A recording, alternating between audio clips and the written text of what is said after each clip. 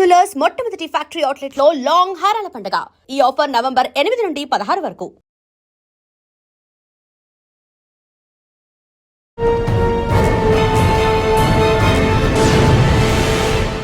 Welcome to I dream. మహారాష్ట్రలో మరో Telugu IFS officer ప్రస్తుతం మనతో ఉన్నారు. ఆయన పేరు ఆనంద్ రెడ్డి గారు. తడబా, చంద్రపూర్ రెండు కూడా పులులకి నిలయం. తడబా ఒకప్పుడు చూస్తే హిస్టారికల్గా బ్రిటిష్ టైంలో హంటింగ్ ఎందుకంటే పర్మిట్ సంవత్సరానికి 3 టైగర్లు చంపడానికి అలా ఇచ్చేవారు. వరల్డ్ మొత్తంలో చూస్తే టైగర్ సంఖ్య ఒక 5,000 ఉంటుంది. ఇండియాలో అవి 3,800 ఉంటుంది. మహారాష్ట్రలో 440, చంద్రపూర్లో 200. అండ్ మొత్తం ప్రపంచంలోని 5% టైగర్స్ ఈ చంద్రపూర్ జిల్లా మాత్రమే ఉంది. సార్, ఇప్పుడు ఈ ప్రాంతంలో ఉన్న టైగర్ వేరే ప్రాంతంకి ఎందుకు వెళ్తుంటుందండి? మదర్ కబ్స్ని పెంచుతుంది. 2-2.5 ఏళ్ళ వరకు పెంచుతుంది. ఒకసారి స్వతంత్రంగా అవి హంట్ చేయడం స్టార్ట్ చేశాక వీళ్ళు ఇది గెలిస్తే ఆ టెరిటరీ ఆక్యుపై చేస్తుంది, ఓడిపోయింది బయటకు వెళ్ళిపోతుంది. అంటే పులి మనం ఒకసారి చూస్తే పులి అప్పటికే మనకి 100 సార్లు చూసిందంటారు వాస్తవం. కానీ దట్ ఈస్ ట్రూ. ఎందుకంటే అవి చాలా ఈజీగా క్యామోఫ్లేజ్ అయిపోతాయి. ఇప్పుడు ఇక్కడ టైగర్ ఉందంటే మనకు అసలు తెలియదు కూడా తెలియదు ఇక్కడ టైగర్ ఉంది. నాసిక్లో మీకు ఛాలెంజ్ వచ్చింది. నాసిక్ వెళ్ళాక నాకు అసలు బర్డ్స్ కనిపించలేదు. సో నేను సర్ప్రైజ్ అయ్యి అక్కడ పెట్రోలింగ్ వెళ్తున్నప్పుడు చూసేవాళ్ళు. ఏంటంటే చిన్నపిల్లలు ఈ గులేర్లు వాడి చాలా జంప్ అయ్యేవాళ్ళు. అక్కడ నెట్వర్క్ కూడా వచ్చేది కదా. టైగర్స్ యొక్క యాటిట్యూడ్ అంటే ప్రవర్తన ఎలా ఉంటుంది? ఒకవేళ మనకు పులి కనబడితే మనం ఏం చేయాలి? టైగర్ ఏమన్నా ఎదురుపడితే ఏదైతే చేయాలో టైగర్ చేస్తుంది. మనం ఏం చేయకుండా పారిపోవడం కానీ దాన్ని ప్రొవోక్ చేయడం కానీ చేస్తే అది అన్నెసరీ ఇరిటేట్ అయ్యి అటాక్ చేసే ఛాన్స్.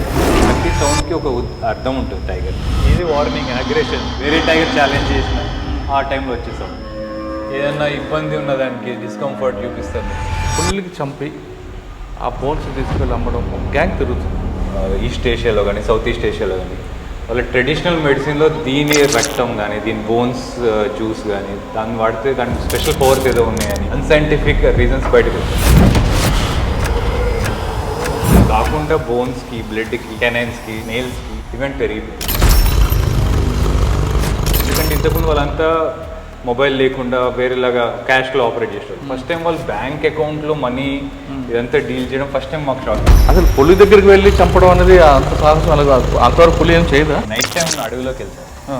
వాటర్ తాగే పాయింట్స్ ఏవైతే ఉన్నాయో టైగర్, సో అందులో ట్రాప్ అయిన తర్వాత టైగర్ని వెనక నుంచి ఒక వితిన్ 1-2 అవర్స్లో మొత్తం మేము మిగలదు అనమాట. స్కిన్ తీసే వాళ్ళ ఎక్స్పర్టీస్ వేరే ఉంటుంది, మీట్ తీసే వాళ్ళ ఎక్స్పర్టీస్ వేరే ఉంటుంది. ఆ స్కిన్ కూడా ఎలా తీస్తారంటే ఇంటర్నేషనల్ మార్కెట్లో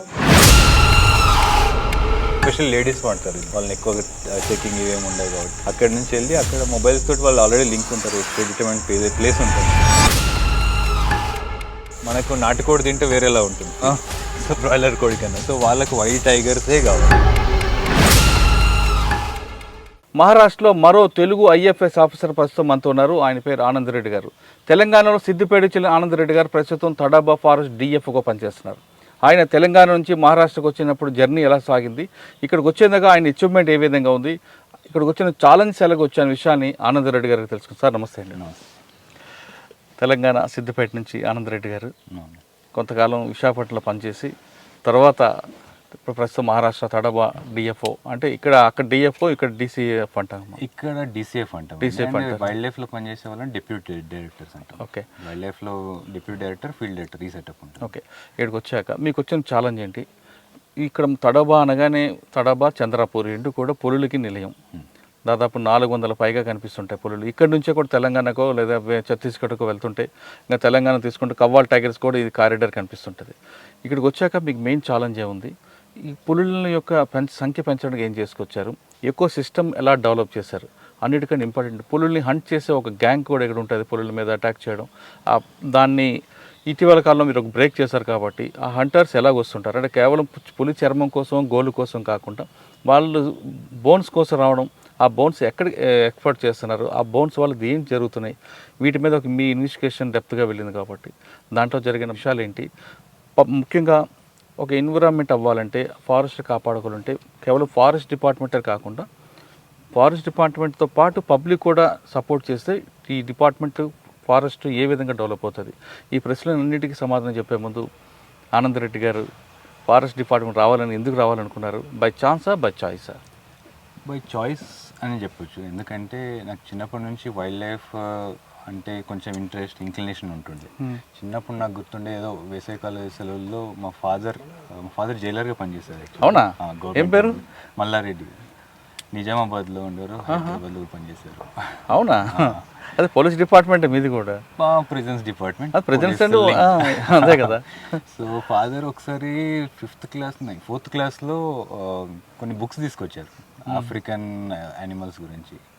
నాకు ఇంకా గుర్తుంది ఆ వైల్డ్ డాగ్స్ గురించి, వీటి గురించి. అప్పటి నుంచి నాకు వైల్డ్ లైఫ్ ఇవన్నీ ఇంక్లినేషన్ ఉంటుండే. సో సివిల్ స్టార్ట్ చేసినప్పుడు కూడా నాకు టార్గెట్స్ 2 పెట్టుకుని ఉండే, ఐపీఎస్ ఆర్ ఫారెస్ట్ సర్వీస్ అనుకున్నా. సో 4th అటెంప్ట్లో ఇది క్లిక్ అయింది. So stuck to this. అంటే ఐఎఫ్ఎస్ రాకముందు కూడా మీరు సివిల్స్ ప్రిపేర్ చేస్తారు కదా? అవునండి, సివిల్స్ ప్రిపేర్ అవుతున్నప్పుడు 3rd అటెంప్ట్లో ఐఎఫ్ఎస్ ఇంటర్వ్యూకి వచ్చింది. నేను 4th అటెంప్ట్లో ర్యాంక్ వచ్చింది. ఓకే. సివిల్స్ రాసే క్రమంలో మీ లైఫ్ పార్ట్నర్ ఎదురవుతారని ఊహించారా? ఆఫ్ కోర్స్, ఎవరు ఊహించారు అలా. సో తను ఢిల్లీకి వెళ్ళాం. ఢిల్లీలో కామన్ ఫ్రెండ్స్ తోటి పరిచయం అయ్యింది అండ్ కలిసి ప్రిపేర్ అయ్యాము. ఓ టైం వీ స్ట్రగుల్ టుగెదర్. కష్టాలు అంటే స్టార్టింగ్ అటెంప్ట్స్లో అవ్వకుంటే ఆ ప్రెషర్ వేరేలా ఉంటుంది. సో ఇద్దరం అలా ఫేస్ చేసాము. తను 16 అటెంప్ట్లో తను ఇంటర్వ్యూకి వెళ్ళింది, ఈవెన్చువల్ ర్యాంక్ రాలేదు. 17లో నేను ఇంటర్వ్యూకి వెళ్ళాను, ర్యాంక్ రాలేదు. 18లో ఇద్దరికి ఒకేసారి వచ్చేసింది. సో అలా ఫేట్ డిసైడెడ్. అంటే పెళ్లి చేసుకుంటాను ప్రపోజల్ మీద మేడం? ఒక విధంగా ఇద్దరిది. ఓ టైం ఒక రిలేషన్లో తెలిసిపోతుంది. సో ఐ వుడ్ సే ఇద్దరిది అని చెప్పి. ఇద్దరు అండ్ ఇద్దరు పేరెంట్స్కి ముందు నుంచి ఇద్దరం తెలుసు. మీ ఇద్దరు ఆ విధంగా వచ్చారు. ఇంట్లో మీ పేరెంట్స్ కూడా ఒప్పుకోవడం, పెళ్ళి జరిగిపోవడం, మహారాష్ట్ర క్యాడర్ అలాట్ అవ్వడం. మహారాష్ట్ర క్యాడర్ అనేది నాకు అలౌట్ అయింది, శ్వేతకు Jammu Kashmir cadre. So spousal grounds మీద ఇంకో క్యాడర్కి వెళ్ళొచ్చు. సార్, మహారాష్ట్ర క్యాడర్ వచ్చిన తర్వాత మీ ఫస్ట్ పోస్టింగ్ ఎక్కడ వచ్చింది? ఫస్ట్ పోస్టింగ్ ప్రొబేషన్ నాసిక్లో అయింది, ఇద్దరిది, శ్వేతది నాది. అక్కడ నాసిక్లో మీకు ఛాలెంజ్ ఏమొచ్చిందండి ఫస్ట్ పోస్టింగ్లో? ఫస్ట్ పోస్టింగ్ చెప్పాలంటే లాంగ్వేజ్ ఛాలెంజ్ ఉంది. ఎందుకంటే ఇక్కడ మహారాష్ట్రలో మరాఠీ ఎక్కువ నడుస్తుంది. ఈవెన్ అఫీషియల్ కరెస్పాండెన్స్ లెటర్స్లో కూడా మరాఠీలోనే ఉంటుంది. సో అండ్ మాకు ఇచ్చిన రేంజెస్ చాలా రిమోట్ అనమాట. నాసిక్లోనే అలాంటి రిమోట్ ఏరియాస్ ఉన్నాయని మేము అనుకోం. సో అక్కడ నాసిక్లో ఫారెస్ట్ ఉందండి, అంటే గోదావరి పుట్టిన బెల్ట్ ఆ ఏరియాలో ఉంటుంది. Around 10% area forest area. And western Ghats కూడా కొంచెం టచ్ అవుతాయి. సో అక్కడ రిమోట్ రేంజెస్లో ఇచ్చారు. నాది బారి అని రేంజ్, తనది సుర్గాన. అక్కడ నెట్వర్క్ కూడా వచ్చేది కదా అప్పుడు. సో అది ఏదైనా లెటర్స్ వచ్చినాయి అనుకోండి, అది మనం చదివి అర్థం చేసుకోవడానికి గూగుల్ లెన్స్ వాడతాం ఇక్కడ. అక్కడ అది కూడా సౌకర్యం లేకుండా. సో అది ఫస్ట్ ఛాలెంజ్ అని చెప్పొచ్చు. తర్వాత స్లోలీ మీరు నేర్చుకుంటూ వాళ్ళతో మాట్లాడుతూ నేర్చుకున్నాను. సో ఫస్ట్ ఛాలెంజ్ లాంగ్వేజ్ అని చెప్పొచ్చు. సెకండ్, అక్కడ ఉన్నప్పుడు నేను ఫేస్ చేసింది ఏంటంటే, నాకు బర్డ్ ఫోటోగ్రఫీ ఇంట్రెస్ట్ ఉంది. Right from academy days photography చేసేవాడిని బర్డ్స్. సో అక్కడ నాసిక్ వెళ్ళాక నాకు అసలు బర్డ్స్ కనిపించలేదు. నేను అంటే నాసిక్లో నా రేంజ్లో. సో నేను సర్ప్రైజ్ అయ్యి అక్కడ పెట్రోలింగ్ వెళ్తున్నప్పుడు చూసేవాళ్ళని ఏంటంటే, చిన్నపిల్లలు ఈ గుల్లేర్లు అంటారు కానీ అంటే మంకీస్ని ఎలగొట్టడానికి వాడతారు. అవి వాడి చాలా చంపేవాళ్ళు. ఎస్పెషల్లీ మేము వెళ్ళింది కోవిడ్ టైంలో. అక్కడ పిల్లలకి స్కూల్స్ హాలిడేస్ ఉండేవి. సో చాలా ఎక్కువ మొత్తంలో పక్షుల వేట జరిగింది. అంటే వాళ్ళు పక్షులు చంపి తినడం అది కాదనుకున్న స్పోర్ట్ కోసం చంపేటోళ్ళు. సో అదొకటి ఛాలెంజ్గా తీసుకుని అక్కడ చిన్న ఇనిషియేటివ్ స్టార్ట్ చేసింది. సో వాళ్ళకి అవగాహన కలిగించి అండ్ వాళ్ళకు మనసు మార్చేలాగా బిహేవియరల్ చేంజ్ తీసుకురావడానికి ఒక 2 months మా ఫీల్డ్ స్టాఫ్ తోటి కష్టపడి వాళ్ళతోటి వాలంటరీగా సరెండర్ చేయించాను. అచ్చా సార్, ఇప్పుడు మనం మెయిన్ తడబా కోర్ ఏరియాలోకి వచ్చాం. ఇక్కడ విజిటర్స్ కానీ టూరిస్టులు కానీ ప్లాస్టిక్ వాడకుండా ఎలాంటి ప్రికాషన్స్ తీసుకుంటున్నారు? ఇక్కడ ఉన్న ఏరియాలో ఒకవేళ పులి మనకు సైట్ అయింది అనుకోండి, ఏం చేయాలి? ఎన్ని పులులు ఇక్కడ ఉండొచ్చు? ఎప్పుడైనా ఈ కోర్ కానీ బఫర్ ఏరియా కానీ గేట్లో టూరిజం సఫారీ స్టార్ట్ అయ్యే ముందు ప్రతి వెహికల్లో ఒక గైడ్ ఉంటుంది. అండ్ వాళ్ళు ఎక్స్ప్లెయిన్ చేస్తారు యాక్చువల్లీ డూస్ అండ్ డోంట్స్ అంటాము, ఏం చేయొచ్చు ఏం చేయకూడదు. అందులో చాలా ఉంటుంది. మొబైల్స్ అలౌడ్ కాదు, ఏమి ఆల్కహాల్ కన్జంప్షన్ కానీ స్మోకింగ్ కానీ ఇవేమీ అలౌడ్ కాదు. లౌడ్ మ్యూజిక్ అసలు స్పీకర్స్ ఏవి అలౌ చేయం. అందులో పాటు దాంతోపాటు ప్లాస్టిక్ కూడా అలౌ చేయం. Plastic strictly prohibited. అయితే వాటర్ బాటిల్స్ వాళ్ళు క్యారీ చేయాలనుకుంటే మేము ప్రతి సఫారీలో ఇలాంటి 2 water bottles, glass bottles free of cost ఇస్తాం. అండ్ వాళ్ళు తీసుకెళ్ళిపోవచ్చు. ఓకే, బాటిల్ వాళ్ళ టికెట్తో పాటు కాంప్లిమెంటరీ. ఇది ఇయర్ స్టార్ట్ చేసాం. సో అండ్ ఎందుకంటే ప్లాస్టిక్ వల్ల ఏదైతే డ్యామేజ్ జరుగుతుందో వైల్డ్ లైఫ్కి మనం డైరెక్ట్గా చూస్తున్నాం. సో ఇది మా సైడ్ నుంచి మిషన్ లైఫ్ అని గవర్నమెంట్ ఆఫ్ ఇండియా ఇనిషియేటివ్లో ఇది కాంప్లిమెంటరీగా ఇస్తుంటాం. టికెట్ ఎంత ఉంటుందండి? టికెట్ బఫర్లో, కోర్లో వేరే వేరే రేట్స్ ఉంటాయండి. వీకెండ్, వీక్ డేస్లో కూడా వేరే ఉంటాయి. కోర్లో చూస్తే వీక్ డేస్లో 8,800 ఉంటుంది. అండ్ వీకెండ్స్లో విత్ సఫారీ గురించి 12,800 వీకెండ్స్లో. ఓకే, బఫర్లో కొంచెం తక్కువ 7,000, 8,000 అలా ఉంటుంది. ఏంటండి దీనికి డిఫరెన్స్? బఫర్లో ఎందుకు అంత తక్కువ, ఇక్కడ ఎక్కువ? అక్కడ వెళ్ళొచ్చిన తర్వాత ఏం కనిపిస్తుంది? యాక్చువల్లీ చెప్పాలంటే కోర్ ఇన్వైలేట్ ఏరియా. అంటే ఇక్కడ లోపలికి వచ్చిన తర్వాత మీకు ఏమీ విలేజెస్ కానీ, రిసార్ట్స్ కానీ, డిస్టర్బెన్స్ కానీ, ప్రైవేట్ వెహికల్స్ కానీ ఏమీ కనిపించవు.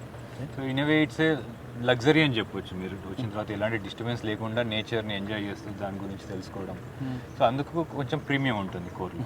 బఫర్లో చూస్తే బఫర్లో విలేజెస్తో పాటు మిగతా రిసార్ట్స్ కానీ, మిగతా ఎడ్యుకేషన్ ఇన్స్టిట్యూట్స్ కానీ వేరేవన్నీ ఉంటుంటాయి.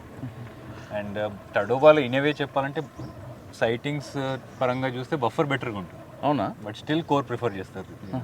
అంటే కంప్లీట్గా ఎక్స్క్లూజివ్ ఇది కోర్ ఏరియా, ఇంకా ఎవరికి అలౌడ్ ఉండదు. సార్, టోటల్గా ఈ తడోబా ఫారెస్ట్ అనేది ఎన్ని ఎంట్రీస్ ఉన్నాయి? అంటే సఫారీ గేట్స్ ఎన్ని ఉన్నాయి? ఎన్ని హెక్టార్లో నడుస్తుంది? అంటే బఫర్ జోన్ ఎంత ఉంది, కోర్ జోన్ ఎంత ఉంది? టోటల్ ఏరియా చూస్తే 1,700 స్క్వేర్ కిలోమీటర్స్, 170,000 హెక్టార్లు ఉంటుంది మొత్తం టైగర్ రిజర్వ్. అందులో కోర్ ఏరియా వచ్చేసి 625 స్క్వేర్ కిలోమీటర్స్. దీనికి 6 ఎంట్రీ గేట్స్ ఉంటాయి. బఫర్ వచ్చేసి 1,000 స్క్వేర్ కిలోమీటర్స్. అందులో forest area 700 square kilometres. So and బఫర్లో వచ్చేసి 16 గేట్స్ ఉన్నాయి. సో టోటల్ 16, కోర్లో 6 కలిపి 22 గేట్స్. ఇక్కడ కేవలం తడోబా అనగానే ఒక టైగర్ అయినా ఇంకా వేరే వైల్డ్ యానిమల్స్ ఏమన్నా? అయ్యో, టడోబా సైటింగ్స్ కోసం ఫేమస్, టైగర్ సైటింగ్స్ కోసం. కానీ టైగర్ కాకుండా చాలా యానిమల్స్ ఉన్నాయి ఇక్కడ. మ్యామల్స్ చూస్తే అరౌండ్ 80 స్పీషీస్ ఉంటాయి. బర్డ్స్ 300+ స్పీషీస్ ఉంటాయి. Butterflies 120+ species. అలా బయోడైవర్సిటీ చాలా రిచ్ ఉంటుంది.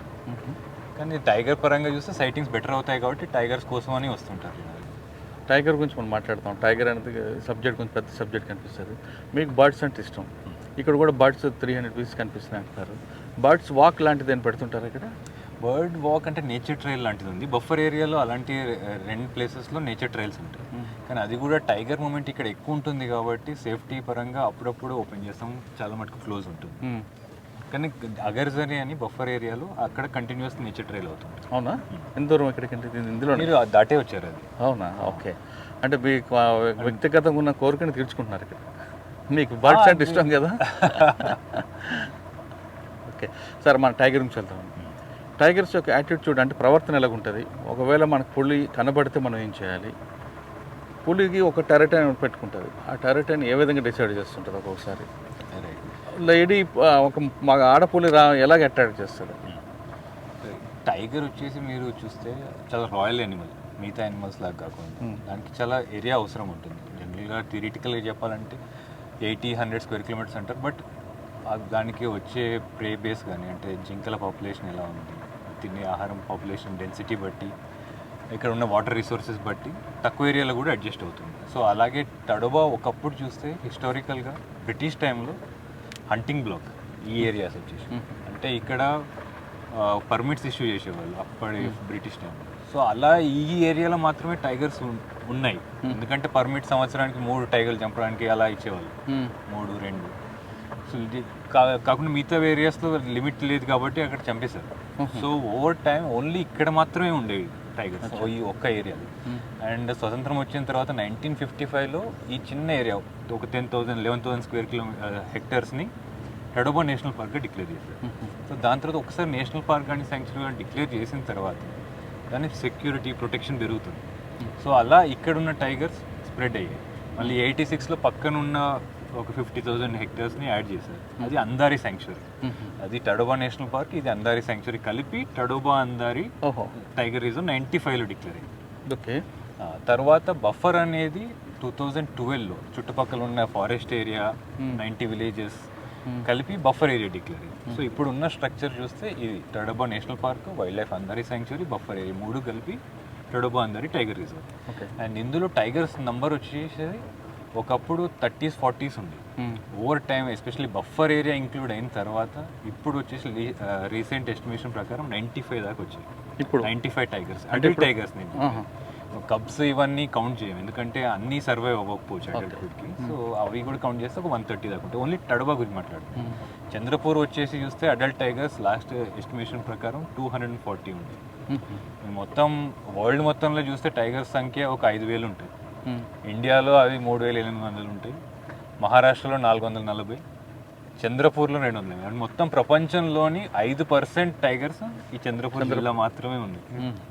సో ఒక్కసారి ఇక్కడ టైగర్ పాపులేషన్ సాచురేట్ అయ్యాక చుట్టుపక్కల ఉన్న టైగర్ రిజర్వ్స్ కానీ ఏరియాస్ కానీ స్ప్రెడ్ అవుతాయి. కొన్ని కారిడార్స్ అంటారు. ఇక్కడ ఫారెస్ట్ ఏరియాస్ మంచిగా ఉన్న ప్లేసెస్ నుంచి పక్కన ఉన్న టైగర్ రిజర్వ్, మన తెలంగాణలో కావల్ టైగర్ రిజర్వ్, ఛత్తీస్గఢ్లో ఇంద్రావతి, నార్త్లో ఉన్న మధ్యప్రదేశ్లో కానా, వీటన్నిటికీ ఇక్కడ టైగర్స్ కారిడార్. అచ్చా సార్, ఇక్కడ నుండి కూడా కొన్ని వేరే దగ్గర కూడా వచ్చే అవకాశం కనిపిస్తుంటుంది కదండి. కవ్వాల తర్వాత అది నల్లమల వైపు కూడా వచ్చే ఉంటాయి, వెళ్ళొచ్చు. ఆ కారిడార్స్ అనేది ఒకప్పుడు ఏంటంటే పాపులేషన్ చాలా బాగుండే కాబట్టి మొత్తం మూమెంట్ ఉంటుంది. మన మనుషుల పాపులేషన్ చూస్తే స్వతంత్రం తర్వాత 4 రెట్లు పెరిగింది. అవును. సో దానివల్ల ఫారెస్ట్ ఏరియా మిగతా క్రాప్ కానీ ఒకప్పుడు ఖాళీ ఉండేదంతా ఇప్పుడు అగ్రికల్చర్లోకి తీసుకున్నాం. దానికి మూమెంట్ రెస్ట్రిక్ట్ అయిపోతుంది. సో అందుకు చాలా తక్కువ ప్లేసెస్ మాత్రమే కారిడార్స్గా ఉంటుంది. కావల్కి తడబకి మంచి కారిడార్ ఉంది, కానీ కావల్ నుంచి నాగార్జున సాగర్ శ్రీశైలంకి కారిడార్ చాలా డిస్టర్బ్ ఫ్రాగ్మెంటెడ్. ఓకే సార్, ఇప్పుడు ఈ ప్రాంతంలో ఉన్న టైగర్ వేరే ప్రాంతంకి ఎందుకు వెళ్తుంటుందండి? దానికి చాలా రీజన్స్ ఉంటుంది. ఒకటి ఫుడ్ కానీ, మేట్స్ కానీ, అండ్ ఎస్పెషల్లీ ఇక్కడ పాపులేషన్ ఒకసారి పెరిగిన తర్వాత ఇప్పుడు మదర్ కబ్స్ని పెంచుతుంది. ఒక 2-2.5 ఏళ్ళ వరకు పెంచుతుంది. ఒకసారి స్వతంత్రంగా అవి హంట్ చేయడం స్టార్ట్ చేశాక వాటికి కూడా ఒక హ్యాబిటేట్ కావాల్సి వస్తుంది. వీటిని టెరిటరీ అంటారు. ప్రతి టైగర్కి టెరిటరీ ఉంటుంది. ఆ టైగర్ టెరిటరీ ఎన్ని కిలోమీటర్ పెట్టుకుంటుందండి? అదే అంటున్నానండి, ఒక లిమిట్ అనేది ఉండదు. అక్కడ ఉన్న ఏరియాలో జింకల్ పాపులేషన్ బాగుంది అనుకోండి, ఆ టెరిటరీ చిన్నగా ఉంటుంది. జింకల్ పాపులేషన్, తినే యానిమల్స్ పాపులేషన్ చాలా తక్కువ ఉంది అనుకోండి, టెరిటరీ పెద్దగా ఉండాల్సి వస్తుంది. ఎందుకంటే దానికి హంటింగ్కి ఏరియా పెద్దగా కావాల్సి వస్తుంది. So it depends on the place. అక్కడ ఉన్న ప్రే డెన్సిటీ కానీ, వాటర్ లొకేషన్స్ కానీ, దాన్ని బట్టి ఏరియా డిసైడ్ అవుతుంది. సో ఈ టెరిటరీ కోసం మిగతా పక్కన ఉన్న ఏరియాస్లో ఉన్న టైగర్స్ని ఛాలెంజ్ చేస్తాయి. ఒకసారి అడల్ట్లకు వచ్చే ముందు ఒకవేళ ఇది గెలిస్తే ఆ టెరిటరీ ఆక్యుపై చేస్తుంది, ఓడిపోయింది బయటకు వెళ్ళిపోతుంది. సో అలా పుష్ అవుట్ అవుతుంటాయి. కొన్ని ఏజ్ పెరిగాక ఏమవుతుందంటే అదే అండి, ఏజ్ పెరిగాక యంగ్స్టర్స్ వచ్చి ఛాలెంజ్ చేస్తుంది. ఎప్పుడైనా బెస్ట్ లొకేషన్స్ ఆక్యుపై చేస్తుందని చూస్తాయి టైగర్స్. సో అక్కడ ఉన్న టైగర్స్ ఛాలెంజ్ చేసి అది ఒకవేళ ఓడిపోయింది అనుకోండి, ఓల్డ్ టైగర్ వెంచువల్లీ ఓడిపోవాల్సి వస్తుంది ఏజ్ ప్రకారం. సో అది బయటకు వెళ్ళిపోతుంది. బయట అంటే ఇక్కడ ఉన్న టెరిటోరియల్ ఏరియాస్లోకి వెళ్తుంది. అక్కడ దాని లాస్ట్ ఇయర్స్ అలా గడుపుతుంది. అవునా? మరి దాని ఫుడ్ అక్కడున్న ప్రేవి ఏదైతే ఉందో జనరల్గా అక్కడ బయట అంటే ఫారెస్ట్ ఏరియా తడవ బయట చూస్తే క్యాటిల్ ఎక్కువ ఉంటుంది, ఆవులు, వీటి మీద డిపెండ్ అయి ఉంటుంది. ఇప్పుడు టైరెక్టర్ గురించి మాట్లాడారు మీరు. కొన్ని తడబా నుంచి కారిడార్ మనకు వచ్చాం.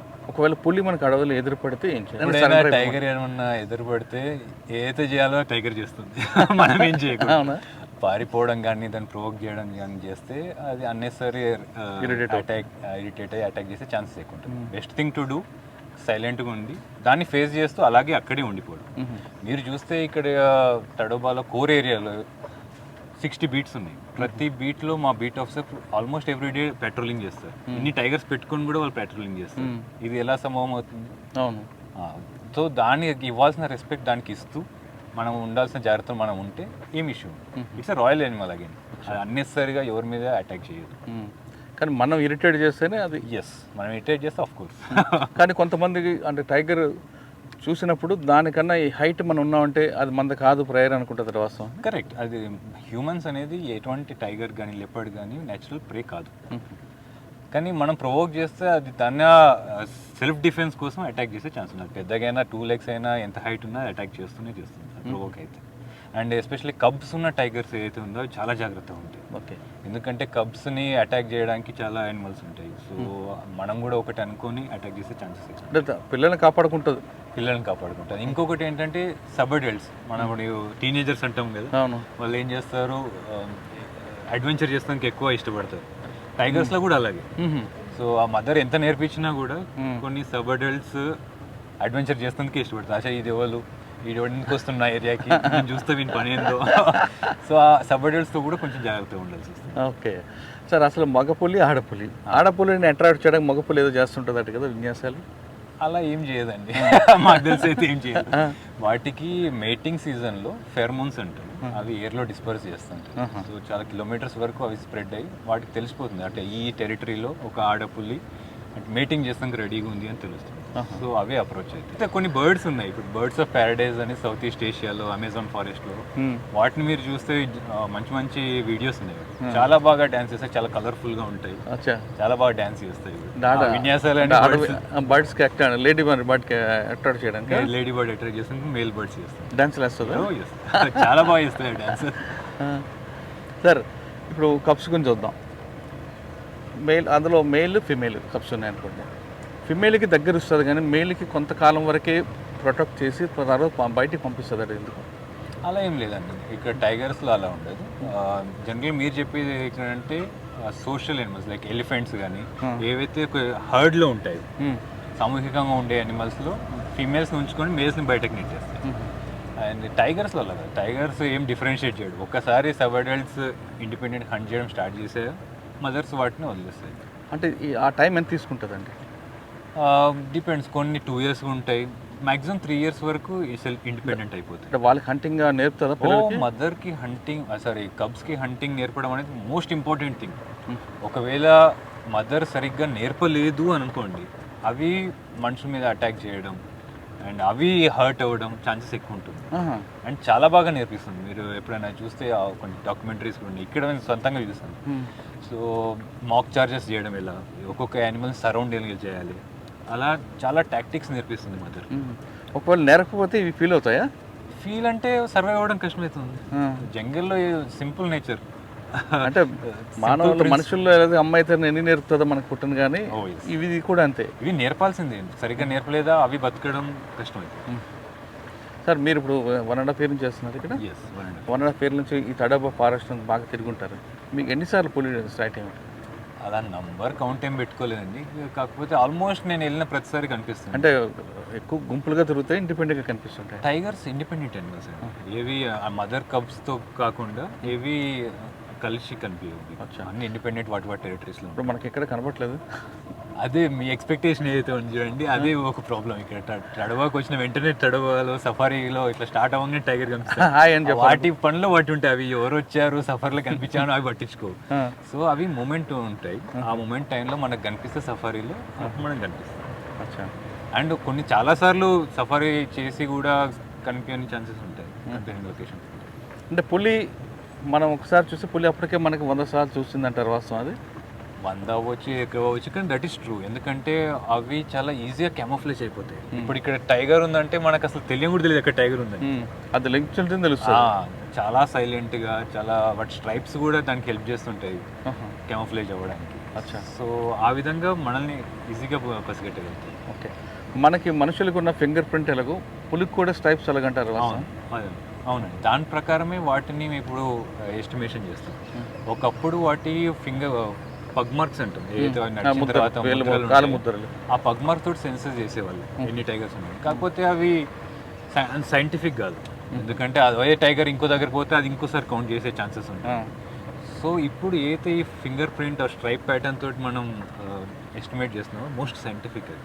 అచ్చా, ఇక్కడున్న ఉన్నాయి దాదాపు 250 వరకు ఉన్నాయి. అంటే కేవలం టైగర్ ఒకటి కాకుండా మిగతా వైల్డ్ యానిమల్స్కి ఏమైనా హెల్త్ ఇష్యూ వచ్చినప్పుడు మీరు ఎలా ఐడెంటిఫై చేస్తారు?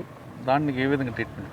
హెల్త్ ఇష్యూ అనేది ఒకవేళ అది న్యాచురల్గా వచ్చింది అనుకోండి, ఇప్పుడు ఒక టైగర్ ఇంకో టైగర్ని ఛాలెంజ్ చేస్తుందని చెప్పాను టెరిటరీలో, అవి ఫైట్ చేసినప్పుడు చాలా ఇంజురీస్ అవుతుంటాయి, అవి చాలా న్యాచురల్. అలాంటి టైంలో ఇంటర్వెన్షన్ చేయకూడదు. సో అవి న్యాచురల్గా హీల్ అయితే ఇండీడ్ అవి చనిపోయినా కూడా మనం పట్టించుకోకూడదు. ఇంకా it's process of natural selection, survival of the fittest ఏదైతే అంటాం ఆ ప్రాసెస్లో దాన్ని ఇంటర్వ్యూ అవ్వదు. లేదు వేరే డిసీజెస్ ఏమైనా వచ్చాయి, కెనైన్ డిస్టెంపర్ కానీ ఇలాంటి ఏమైనా ఎక్స్టర్నల్ డిసీజెస్ వచ్చాయంటే అప్పుడు ఇంటర్వ్యూ అయ్యి మేము. మీకు ఎలా తెలుస్తుంది ఇంత ఫారెస్ట్లో? మా స్టాఫ్ పెట్రోల్ చేస్తారు కానీ ప్రతిరోజు పెట్రోల్ చేస్తారు. అండ్ మా కెమెరా ట్రాప్స్ ఏవైతే ఉన్నాయో మొమెంట్ సెన్సర్ డిటెక్షన్ తోటి ఇమేజెస్ వస్తాయి మాకు. దాంట్లో ఏమన్నా అబ్నార్మాలిటీ కనిపిస్తే ఇమీడియట్లీ డిటెక్ట్ చేస్తాం. అండ్ మా దగ్గర ట్రాన్సిట్ ట్రీట్మెంట్ సెంటర్ అని ఉంటుంది ఇక్కడ చంద్రపూర్లోనే. 2 వెటర్నరీ డాక్టర్స్ ఉన్నారు, వాళ్ళ టీం ఉంటుంది, వాళ్ళు రెస్క్యూ చేస్తారు. అండ్ ట్రీట్మెంట్ కూడా ఫెసిలిటీ ఉంది. ఒకవేళ ఇక్కడ ట్రీట్మెంట్ అవ్వకుండా నాగ్పూర్లో గోరీవాడ అని ఇంటర్నేషనల్ జోన్ ఉంది, అక్కడ పంపించేస్తాం. ఓకే, ఇప్పుడు మొత్తం ఫారెస్ట్ అంతా సీసీ కెమెరాలు పెట్టారు. సీసీ కెమెరా కదండి, Capture చేస్తాం. కెమెరా ట్రాప్స్ అంటే Camera trap. చిన్న బాక్సెస్లో ఉంటుంది, మీకు ముందు చూపిస్తాను. చూసా. అవి ఒకవేళ ఏంటంటే ఎవరైనా నడిచిన ఏదైనా మూమెంట్ ఉన్నా అది ఫోటో తీసేస్తుంది. దానిపైన అంతే.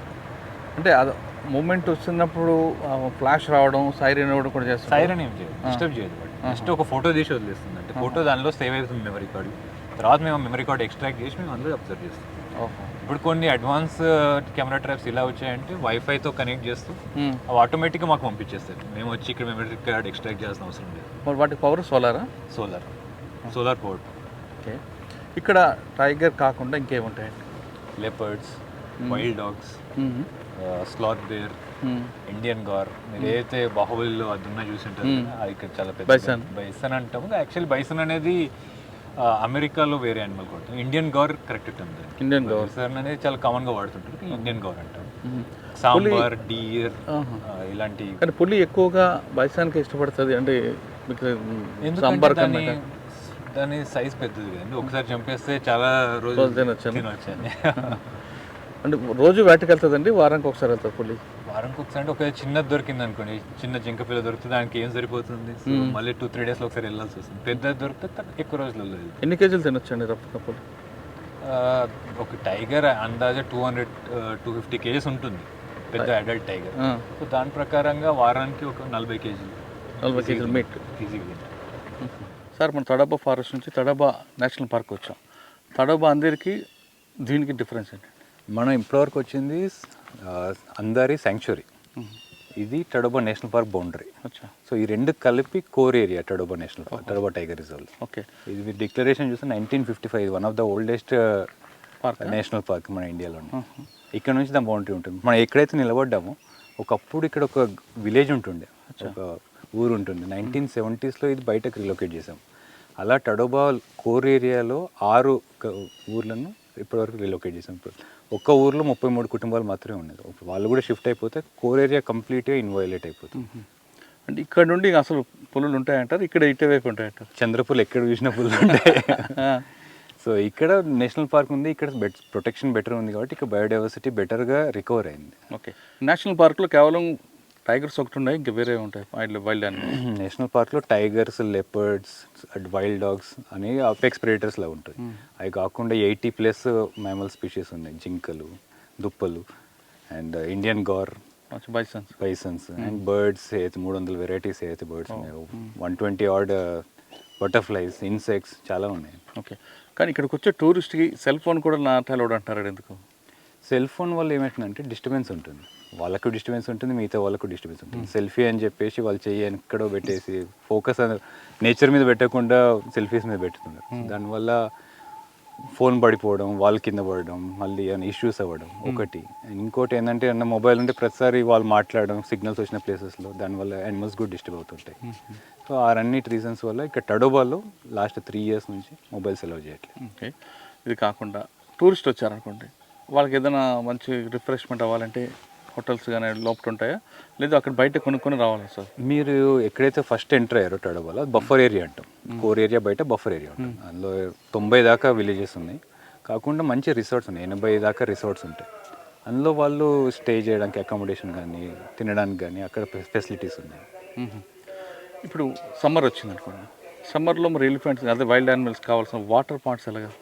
సమ్మర్లో కొన్ని పర్మనెంట్ పాయింట్స్ ఉన్నాయి. అయితే అందారి ఉందో, అందారి అనేది ఇక్కడ నది ఉంటుంది, దాని స్టార్టింగ్ పాయింట్ టడోబా లోపలే ఉంటుంది, అది పర్మనెంట్గా ఫ్లో అవుతుంది. అలా కొన్ని నాలాస్, కొన్ని పాయింట్స్ ఉన్నాయి. అవి కాకుండా షార్టేజ్ ఉంటుంది సమ్మర్, వాటి కోసం మేము వాటర్ హోల్స్ అని స్టార్ట్ చేసాం. వాటర్ హోల్స్ అంటే సిమెంట్ సాసర్ షేప్లో ఉంటాయి, అక్కడ వాటర్ అవైలబిలిటీ ఉంటుంది. దానికి మేము సోలార్ యూజ్ చేసి, ఎందుకంటే లోపల కోర్ ఏరియాలో కరెంట్ కనెక్టివిటీ ఉండదు, దానికోసం ఇక్కడ మీరు చూస్తుంటే ఇక్కడ సోలార్ ఉన్నాయి. సో వీటితోటి మేము వాటర్ పంప్ చేస్తూనే ఉంటాం అక్కడ. మీరు వాటి వరకు చూస్తున్నారు, ఇది వైల్డ్ యానిమల్స్ వరకు వాటర్ ప్రాబ్లమ్ లేకుండా చూస్తున్నారు. కానీ ఒక్కొక్కసారి సమ్మర్లో ఫైర్ యాక్సిడెంట్ అయింది అనుకోండి. సమ్మర్లో ఫైర్ అనేది పెద్ద ఇష్యూ ఇక్కడ. చంద్రపూర్లో మీరు చూస్తుంటే మన రామగుండం లెక్క టెంపరేచర్స్ ఉంటాయి. సో 48 దాకా వెళ్తుంటుంది టెంపరేచర్. అబ్బా. సో అండ్ ఇక్కడ ఉన్న ఫారెస్ట్ ఏంటంటే డ్రై డెసిడ్యూస్ ఫారెస్ట్ అంటాం. ఇక్కడ సమ్మర్లో ఆకులు విడిచేస్తాయి చెట్లు. సో ఎస్పెషల్లీ టీకి కాబట్టి మొత్తం ఆకులు విడిచేస్తాయి. సో అలా అంతా అక్కడ ఫైర్ లోడ్ తయారవుతుంది. ఒక చిన్న అగ్గిజాలు మొత్తం అడవి కాల్చడానికి. సో దానికోసం మేము ప్రిపరేషన్ డిసెంబర్ నుంచి స్టార్ట్ చేస్తాం. ఫైర్ లైన్స్ అని గీస్తాము. ఫైర్ లైన్స్ అంటే ఒక ఏరియా నుంచి ఇంకో ఏరియా ఒకవేళ అంటుకుంటే ఫైర్ స్ప్రెడ్ అవ్వకుండా ఉండడానికి మధ్యలో క్లియర్ చేస్తుంటాం. అండ్ ప్రతి బీట్లో 5 లేబర్ని పెడతాం. వాచ్ టవర్స్ పెడతాం. అంటే ఒకవేళ డిటెక్ట్ అయితే ఫైర్ వెంటనే ఇన్ఫార్మ్ చేయడానికి మాకు వైర్లెస్ నెట్వర్క్ ఉంటుంది. ప్రతి గంటకి 0 ఫైర్ అలర్ట్ ఇన్ఫర్మేషన్ ఇవ్వాలి. అక్కడ ఫైర్ ఉందా లేదా సంబంధం లేదు. మీ ఏరియాలో ఫైర్ లేదా ఉందని డీటెయిల్స్ హెడ్ ఆఫీస్కి పంపించాలి. దాన్ని బట్టి వాళ్ళు అప్రమత్తంగా ఉంటారు, అంటే అలర్ట్గా ఉంటారు. అది కాకుండా మేము forest survey of India FSI satellites బట్టి ఇది ఆల్ ఓవర్ ఇండియా ఉంటుంది. అందరి స్టాఫ్ రిజిస్టర్ అవుతుంది. ఒకవేళ వాళ్ళ ఏరియాలో ఫైర్ అంటుకుంది వెంటనే వాళ్ళకి SMS వస్తుంది, మీ ఏరియాలో ఇక్కడ అంటుకుంది. దాంతోపాటు ప్రతి రేంజ్లో మేము హాట్ షాట్ క్రూ అని పెడతాం. ఒక 10 మంది ఒకవేళ అంటుకుంటే వెంటనే వెళ్ళి ఆర్పడానికి పెట్టుకుంటాం. దాంతోపాటు మా దగ్గర వాటర్ ట్యాంకర్స్ ఉన్నాయి, హై ప్రెషర్ వాటర్ వచ్చే ట్యాంకర్స్ ఉన్నాయి. సో వీటి వల్ల ఓవర్ టైం ఇప్పుడు లాస్ట్ 3 years నుంచి చూస్తే తడోబాలో 0.02% ఏరియా మాత్రమే ఆ ఫైర్ వల్ల ఇంపాక్ట్ అయ్యింది. ఓకే సార్, ఇప్పుడు లోపల కొంతమంది కనిపిస్తున్నారు మీ వాళ్ళు. ఇప్పుడు వాళ్ళకి టైగర్ నుంచి కానీ వేరే వైల్డ్ యానిమల్స్ నుంచి ఇబ్బంది ఉంటుంది నైట్ టైం? లేదండి, ఎందుకంటే ఇలాంటి దీన్ని మనం ప్రొటెక్షన్ క్యాంప్స్ అంటాం. ఇది ఇక్కడ నాకా కాబట్టి ఇక్కడ జనాలు వస్తూ పోతుంటారు. ఇలాంటి ఐసోలేటెడ్గా తడోబాలో ఒక 80 దాకా ఉన్నాయి. సో కాకపోతే ప్రతి ప్రొటెక్షన్ క్యాంప్కి ఫెన్సింగ్ ఉంటుంది. సో వాళ్ళ సేఫ్టీ మేము ఫస్ట్ ప్రయారిటీ ఇస్తాం. సో వాళ్ళు మీ పని ఏంటంటే అక్కడ ఓవర్ నైట్ ఉంటారు అండ్ వాళ్ళు అక్కడ ఉన్న బీట్ ఆఫీసర్ తోటి పెట్రోలింగ్కి వెళ్తుంటారు. సో అది ప్రతి టైగర్ రిజర్వ్ మ్యాండేటరీ. ఎందుకంటే సెల్ ఫోన్ వాడద్దు అన్నారు, లిక్కర్ నాట్ అలౌడ్ అన్నారు, స్మోకింగ్ బ్యాన్ అన్నారు. ఒకవేళ మీ దృష్టిలో ఎవరైనా ఇటువంటి చేస్తూ కనపడితే ఏం చేస్తారు? సో వెంటనే ఏదైతే మీరు ఇక్కడ గ్రీన్ డ్రెస్లో ఉన్నారో ప్రతి వెహికల్లో గైడ్ అంటాం అతన్ని. సో వాళ్ళు అబ్జర్వ్ చేసి వెంటనే మా గేట్లో ఇన్ఫార్మ్ చేస్తారు, ఫలానా వెహికల్లో వచ్చిన వాళ్ళు ఈ వైలేషన్ చేశారు. ఒక్కసారి గేట్ దగ్గరికి వెళ్ళిన తర్వాత వాళ్ళకి ఫైన్ వేస్తాం. ఎంత వేస్తారండి? 5,000 స్ట్రైట్. అంటే 5,000 ఇచ్చి సిగరెట్ తాగొచ్చా? లేదండి, గుడ్ క్వశ్చన్. సో ఫస్ట్ వాళ్ళకి వార్నింగ్ ఇస్తాం, 5,000 ఇట్లాగో కలెక్ట్ చేస్తాం. సో నెక్స్ట్ టైం మళ్ళీ రిపీట్ ఇస్తే బ్లాక్ లిస్ట్ చేస్తాం. అవునా? అంటే ముందు గైడ్ రాడు. ఇంకా గైడ్ గురించి కానట్లేదు, గైడ్ అసలు మా వాళ్ళు చేస్తే ఇంకా వాళ్ళ పర్మనెంట్ బ్యాన్. గైడ్ అబ్జర్వ్ చేస్తారు. ఇప్పుడు గైడ్ అనేది మా వాళ్ళు కాదు, బయట వాళ్ళు వచ్చి సిగరెట్ తాగడం ఏమైనా చేస్తుంటే వాళ్ళు మాకు ఇన్ఫార్మ్ చేస్తారు, మేము యాక్షన్ తీసుకుంటాం. ఒకవేళ మా వాళ్ళే చేస్తే సస్పెండ్ అండ్ వాళ్ళు ఇంకా మళ్ళీ తీసుకుంటాం. తడ ఫారెస్ట్లోకి లేదండి. ఒకసారి మన లోపల ఇంకెన్ని చూద్దాం. చాలా ఉంది అసలు మనం. సార్ ఇక్కడ మనం పులుల గురించి కాకుండా ఇంకా వేరేది విజిటర్ చేయడానికి అంటే సాధారణంగా తడోబా ఫారెస్ట్కు రావాలనుకున్న వాళ్ళకి ఎక్కువగా ప్రయారిటీ ఇస్తుంటారు చెప్పినట్టుగా టైగర్. ఇది కాకుండా ఒకరు కనబడలేదు అనుకోండి, ఎగ్జాంపుల్ టైగర్ చూడడానికి మనం వచ్చాక టైగర్ మనం చూడడానికి రాలేదు, కానీ అటువంటి విజిటర్కి అటువంటి టూరిస్ట్కి డిసప్పాయింట్ కాకుండా ఇంకా వేరే నాలెడ్జ్ కానీ వేరే ఎంటర్టైన్మెంట్ దొరుకుతుంది. ఆఫ్ కోర్స్ మీరు ఈకో టూరిజం కాన్సెప్ట్ చూస్తే అందులో ఒక కాంపోనెంట్ ఏంటంటే ఎవరైతే వస్తారో వైల్డ్ లైఫ్ ఏరియాకి వాళ్ళకి అవగాహన కలిగించడం చాలా ఇంపార్టెంట్ ఆస్పెక్ట్ ఉంటుంది. సో దాని పరంగా మా గైడ్స్ ఎవరైతే ఉంటారో, ఎవరైతే సఫారీలో విజిటర్స్తో పాటు వెళ్తారో వాళ్ళకి ట్రైనింగ్ ప్రతి ఇయర్ ఇస్తాం. ఫస్ట్ వాళ్ళు వాళ్ళ ఎక్స్పెక్టేషన్స్ తగ్గిస్తారు. టైగరే చూడాలి, టైగర్ కనిపించకుండా డిసప్పాయింట్ అవ్వడం, అది కాకుండా అడవిలో వెళ్తున్నాం చాలా విషయాలు నేర్చుకోవచ్చు. ఇప్పుడు ఇక్కడ నుంచి అక్కడికి వెళ్ళినప్పుడు 1000 విషయాలు చెప్పొచ్చు మనం. ప్రతి చెట్టు గురించి చెప్పొచ్చు, ప్రతి పుట్ట గురించి చెప్పొచ్చు. సో అలాంటి విషయాలు వాళ్ళు సఫారీ టైంలో మీతో విజిటర్స్కి చెప్తూనే ఉంటారు. సో ఆ 4 hours ఏదైతే సఫారీ టైం ఉందో ఇందులో చాలా విషయాలు చెప్తుంటారు. ఇండియన్ మాకు కూడా మేము ఎప్పుడైతే వస్తాం ప్రతిసారి ఏదో ఒకటి కొత్తగా నేర్చుకుంటూనే ఉంటాం. So forest always teaches something. Okay sir, ఇక్కడ టైగర్ ఒకటే కాకుండా ఆక్సిజన్ పార్క్ లాంటిది ఏమైనా ఉందా? పార్క్ అనేది ఎక్కడైతే అడవులు లేవో అక్కడ అవసరం ఉంటుంది. ఇదంతా మనకు అడవి. కానీ ఒక మంచి స్మెల్ వచ్చే ఇలాంటి చెట్లు అలాంటివన్నీ ఒక దగ్గర అలాంటి అయితే మేము చేయలేదు. మేబీ టెరిటోరియల్ ఏరియాస్లో బయట చేస్తుంటారు, ఎక్కడైతే అడవులు ఉంటాయో, ఎక్కడైతే అర్బన్ ఏరియాస్ నుంచి వస్తుంటారు. ఇక్కడ అలాంటి కాన్సెప్ట్, ఇక్కడ ఉన్నదాన్ని మంచిగా పరిరక్షించడం అండ్ వచ్చిన వాళ్ళకు ఉన్నదాని గురించి మంచిగా చెప్పడం. అంటే ఇక్కడికి వచ్చిన వాళ్ళు ఫారెస్ట్ గురించి ఏదో కొంత నేర్చుకోవడం అండ్ దాన్ని ప్రొటెక్ట్ చేయాలనే ఒక దృక్పథం ఏర్పాటు చేయడం, అది మా ఎయిమ్ ఉంటుంది. ఇంతవరకు తడవ ఫారెస్ట్లో మన సఫారీ చూస్తాం. సఫారీలో మనకి ఒక పులి కూడా సైట్ అయింది. ఆ పులి 2 సంవత్సరాల వయసు అని మాత్రం అధికారులు చెప్తున్నారు. ఆ పులి తర్వాత ఈ సఫారీ తడవ ఫారెస్ట్కి వచ్చిన వాళ్ళకి మరొక ఎంటర్టైన్మెంట్, మరొక నాలెడ్జ్ సెంటర్ కనిపిస్తుంది. ఈ సెంటర్ ఏంటి, దీని వివరాలు ఏంటో డిఎఫ్ఓ గారు అడిగి తెలుసుకున్నాం. సార్ నమస్తే. ఇప్పుడు మనం ఫారెస్ట్ చూసాం, ఒక పులి అంటే దాదాపు 250 పుళ్ళు ఉంటే ఒక పులి మాత్రం సైట్ అయింది. కానీ ఏదైనా సైట్ అయింది కాబట్టి చాలా ఆనందంగా ఉంది. ఒకసారి దీని గురించి చెప్పండి, ఈ సెంటర్ దేనికి పెట్టారు, ఈ నాలుగు సెంటర్ ఏంటి? తడబాకు వచ్చేవారు ఎవరైనా కానీ ఫారెస్ట్ చూస్తారు, వాళ్ళకి అన్ని విషయాలు అక్కడ కనిపించకపోవచ్చు. కనిపించే విషయాల గురించి గైడ్ చెప్తారు. టైగర్ కనిపిస్తే టైగర్ గురించి, లేపర్డ్ కనిపిస్తే దాని గురించి. అక్కడ కనిపించని చాలా ఇంపార్టెంట్ ఇంట్రెస్టింగ్ విషయాలన్నీ ఈ నేచర్ ఇంటర్ప్రిటేషన్ సెంటర్లో క్రియేట్ చేశారు. అక్కడ మేము స్టార్టింగ్ నుంచి ఇక్కడ వరకు వచ్చి ఉంటే అక్కడ ట్రీస్ గురించి, ఇక్కడ యానిమల్స్ గురించి, నైట్ టైం కనిపించే యానిమల్స్ గురించి, వాటి యాక్టివిటీస్ గురించి, ఇక్కడ బర్డ్స్ చూస్తుంటారు బర్డ్స్ గురించి, లోపల వేసిన సైనేజెస్ వాటి గురించి, వాటన్నిటి గురించి క్లుప్తంగా కొంచెం వివరణ ఇచ్చాం. సో దట్ దాని నుంచి ఇక్కడికి వచ్చే వాళ్ళు కొంచెం క్యూరియాసిటీ వస్తుంది. జస్ట్ టైగర్ కాకుండా వేరే యానిమల్స్ కూడా చాలా ఉంటాయి. ఈవెన్ టైగర్ అయినా కూడా దాని హ్యాబిటేట్, దట్ బిహేవియర్ గురించి క్యూరియాసిటీ డెవలప్ అయ్యి ఇంకా దాని గురించి నేర్చుకుంటారనే ఉద్దేశంతో ఇది స్టార్ట్ చేస్తాం. ఒకసారి దీని యాక్టివిటీ చెప్తారు పోలీస్ సంబంధించి. ఇక్కడ ఇవన్నీ దీని స్పెసిఫిక్ ఏం లేదు. టైగర్స్లో డిఫరెంట్ ఫోటోగ్రాఫ్స్, ఇక్కడ తడోబాలో తీసిన టైగర్స్ ఫోటోగ్రాఫ్స్.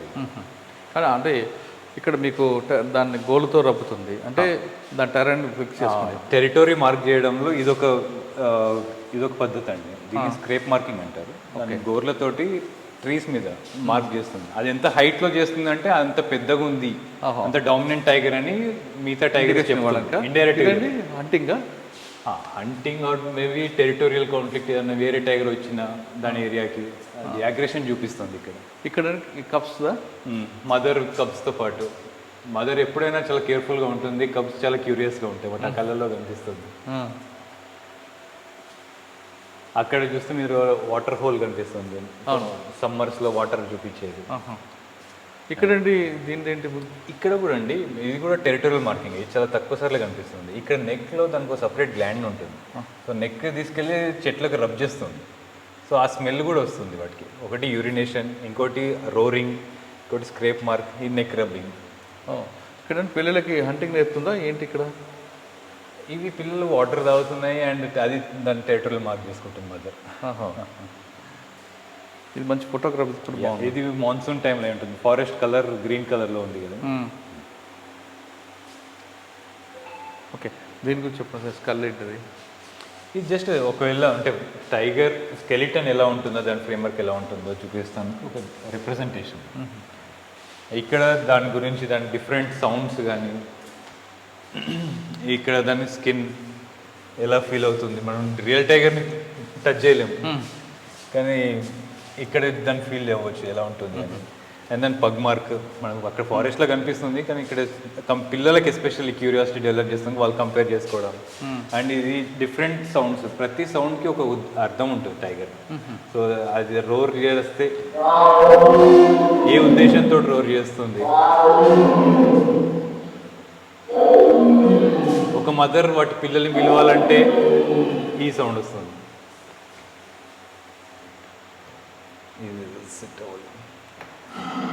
ఇది వార్నింగ్, అగ్రెషన్. మిగతా ఏమైనా టెరిటోరియల్ ఇష్యూ వచ్చినా, వేరే టైగర్ ఛాలెంజ్ చేసిన ఆ టైంలో వచ్చేసాం.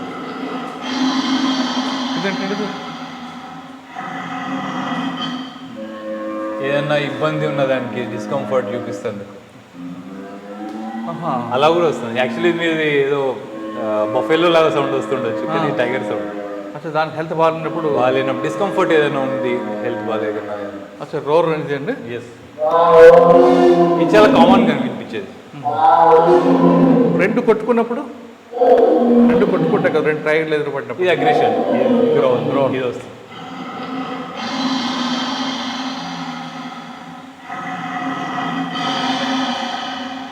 సార్, ఇప్పుడు స్కల్ చూపించారు కాబట్టి ఈ విషయంలో ఇటీవల చుట్టుపక్కల కొన్ని స్టేట్స్ నుంచి రావడం, పులులకి చంపి ఆ బోన్స్ తీసుకెళ్ళి అమ్మడం, ఇటువంటి ఒక మాఫియా లాగా, అంటే ఒక గ్యాంగ్ తిరుగుతుంది. ముఖ్యంగా మనకి నేపాల్ నుంచి రావడం వాళ్ళంతా.